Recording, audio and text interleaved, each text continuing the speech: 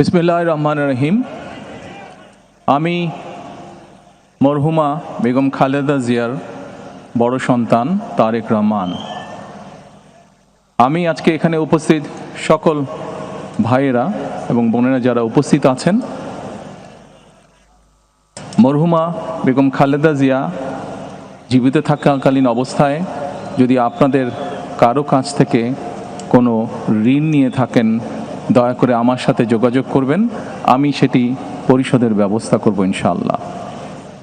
একই সাথে উনি জীবিত থাকাকালীন অবস্থায় ওনার কোনো ব্যবহারে, ওনার কোনো কথায় যদি কেউ আঘাত পেয়ে থাকেন, তাহলে মরহুমার পক্ষ থেকে আমি আপনাদের কাছে ক্ষমা প্রার্থী।